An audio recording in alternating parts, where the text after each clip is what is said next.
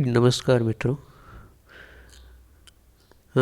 हम बात कर रहे थे शिक्षण अधिगम टॉपिक के बारे में और आज हम पढ़ेंगे अधिगम के प्रकार। अधिगम कितने प्रकार का होता है? पिछली क्लास में हमने अधिगम की परिभाषा, विशेषता ये पढ़े। अब पढ़ेंगे अधिगम के प्रकार। अधिगम 3 प्रकार का होता है: ज्ञानात्मक, भावात्मक और क्रियात्मक। कितने प्रकार का होता है? 3 प्रकार का होता है। अब ज्ञानात्मक अधिगम होता है जब बालक बालिकाएं अपने ज्ञान में वृद्धि करते हैं, उसे ज्ञानात्मक अधिगम कहते हैं। केवल ज्ञान में वृद्धि होती है तो ज्ञानात्मक अधिगम। अब ये ज्ञानात्मक अधिगम में 3 प्रकार का होता है: प्रत्यक्षात्मक, प्रत्यात्मक और साहचर्य। प्रश्न ऐसे आता है कि ज्ञानात्मक अधिगम के प्रकार कितने होते हैं? 1, 2, 3, 4। तो 3 होते हैं। निम्नलिखित में से ज्ञानात्मक अधिगम का प्रकार नहीं है। ए, बी, सी और डी में दूसरा दे दे तो वो नहीं होगा। अब ज्ञानात्मक अधिगम के 3 प्रकार बता दिए, एक एक को देख लेते हैं। प्रत्यक्षात्मक अधिगम। प्रत्यक्ष का मतलब जो सामने होता है।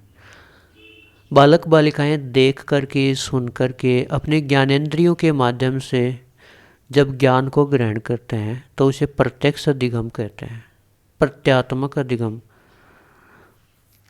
प्रत्यात्मक अधिगम जब बालक बालिकाएं पूर्व ज्ञान के आधार पर अपने ज्ञान में वृद्धि करते हैं तो इसे प्रत्यात्मक अधिगम कहते हैं। और साहचर्य अधिगम जब बालक बालिकाओं के द्वारा सीखे हुए ज्ञान को दूसरी दिशा में लगाते हैं तो इसे साहचर्य अधिगम कहते हैं। मान लीजिए आप कोई काम कर रहे हो और वो काम आपसे हो नहीं रहा है, लेकिन उससे मिला जुला कोई काम आपने पहले किया था और वो काम आपको याद आ गया, तो आपको आइडिया आ गया कि अगर हम उस तरीके से करें तो क्या ये काम हो सकता है क्या? तो जो पहले आपने सीखा था उसको इस काम में आपने यूज कर लिया, तो ये हो गया साहचर्य अधिगम। तो ज्ञानात्मक अधिगम भी 3 प्रकार का होता है: प्रत्यक्षात्मक, प्रत्यात्मक, साहचर्य। अधिगम का दूसरा प्रकार है भावात्मक अधिगम। नाम ही है भाव। तो भाव समय और परिस्थिति के अनुसार उत्पन्न होते हैं। जैसे मान लीजिए आप किसी शादी में हो, डीजे बज रहा है, नए नए कपड़े पहन करके लोग इधर उधर घूम रहे हैं, तो आपके भाव कुछ अलग ही होंगे। आप किसी के एक्सीडेंट हो जाता है, वहाँ पे लोग खड़े हैं, आप वहाँ खड़े हो, तो आपके भाव अलग ही होते हैं। तो भाव होते हैं वो समय और परिस्थिति के अनुसार अलग अलग होते हैं। इसको ट्रेनिंग की आवश्यकता नहीं होती है। क्या आप शादी में गए थे तब आपको किसी ने ट्रेनिंग दी थी क्या? या फिर रास्ते में एक्सीडेंट देखा तो वहाँ पे किसी ने ट्रेनिंग दी थी क्या? नहीं ना। फिर भी आपके भाव अलग अलग थे। वहाँ पे खुशी था, यहाँ पे गम था। तो यहाँ पे प्रशिक्षण की आवश्यकता नहीं होती है। भाव तो अपने आप आता है, सुख, दुख, उत्तेजना आदि आदि।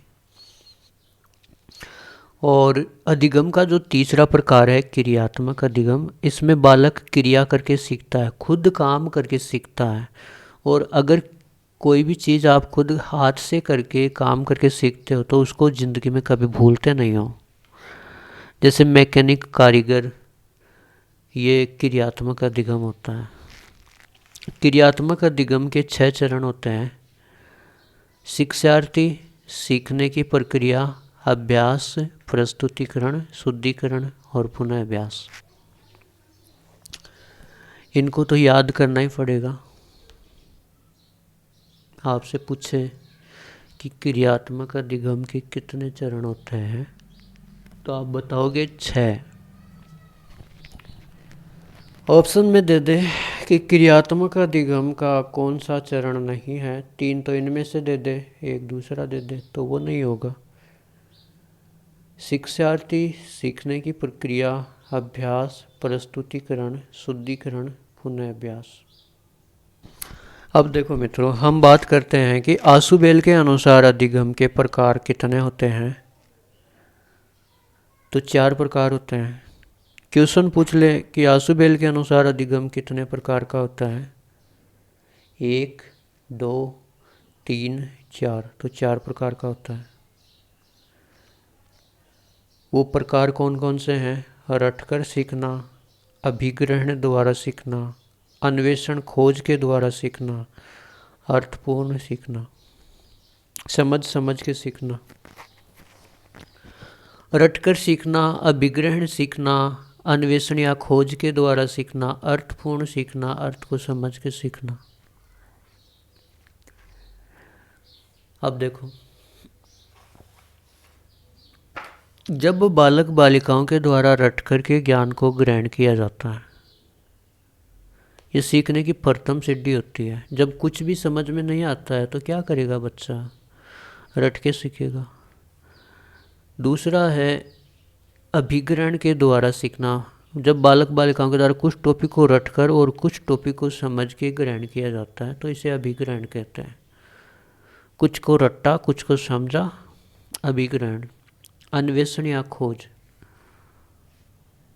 जब बालक बालिकाओं के द्वारा स्वयं खोज करके ज्ञान ग्रहण किया जाता है उसे अन्वेषण अधिगम कहते हैं। और अर्थपूर्ण अधिगम, भविष्य को ध्यान में रखकर ज्ञान को ग्रहण किया जाता है, अर्थपूर्ण अधिगम कहते हैं।